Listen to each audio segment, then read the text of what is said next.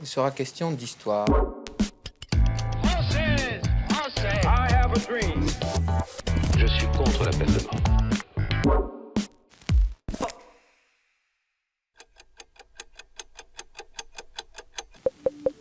Le 29 octobre 1956, la France et la Grande-Bretagne lancent avec Israël une intervention militaire contre l'Égypte dans la région du Sinaï. Organisée dans le plus grand secret, cette opération a pour objectif de reprendre le contrôle du canal de Suez, nationalisé quelques mois auparavant par le président égyptien.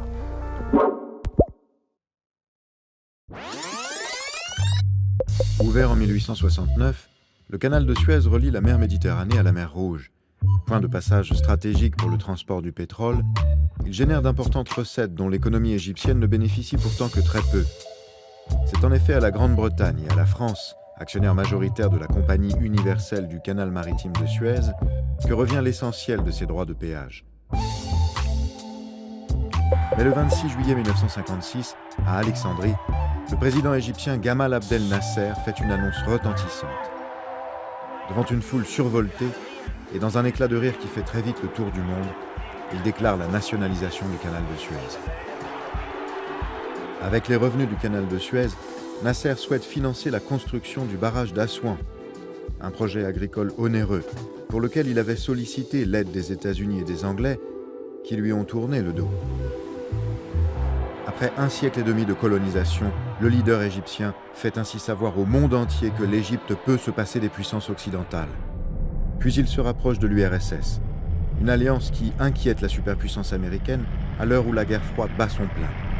Depuis une semaine, toute l'actualité politique internationale tient en un seul mot, Suez. Les représailles ne se font pas attendre. Au-delà des enjeux économiques et de la question de la libre circulation des navires sur le canal, le discours d'Alexandrie suscite la colère et l'inquiétude des gouvernements britanniques et français d'Anthony Eden et de Guy Mollet. Quelques mois plus tard, ils signent une alliance secrète pour reprendre le contrôle du canal et renverser Nasser. Pour la France, Nasser est une menace. Il soutient les rebelles nationalistes en Algérie contre la colonisation française, où la situation est de plus en plus critique. Pour la Grande-Bretagne, qui ne veut pas perdre son influence dans la région, il faut se débarrasser de celui qu'ils appellent le nouvel Hitler. Un troisième pays s'associe aux velléités des deux Européens, le jeune État d'Israël de Ben Gourion, qui veut assurer son transport maritime et mettre un terme aux attaques terroristes égyptiennes sur son territoire. Dans le plus grand secret, et contre l'avis des États-Unis qui recommandent une résolution diplomatique, les trois alliés préparent l'opération Mousquetaire. Ce sont les protocoles de Sèvres.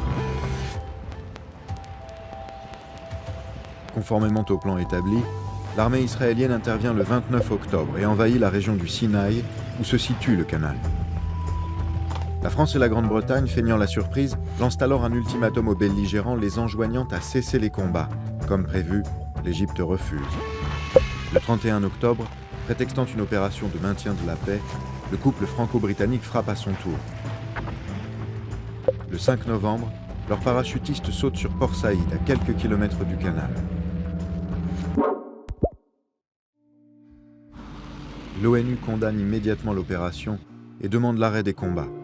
Le 5 novembre, alors que les parachutistes viennent à peine d'atterrir, l'URSS menace les trois alliés d'une riposte nucléaire s'ils n'évacuent pas la zone du canal. La situation prend une ampleur dramatique. Pour désamorcer la crise, le président américain Dwight Eisenhower, qui vient d'être réélu, joint sa voix aux soviétiques pour exiger l'arrêt des combats. Il y a quelques instants, les gouvernements français et britanniques ont annoncé qu'ils avaient donné l'ordre à leurs forces de cesser le feu en Égypte. Les Alliés sont contraints de quitter les lieux, humiliés et vaincus. Les troupes de l'ONU, nouvellement constituées en casque bleu, débarquent le 27 novembre pour restaurer la paix.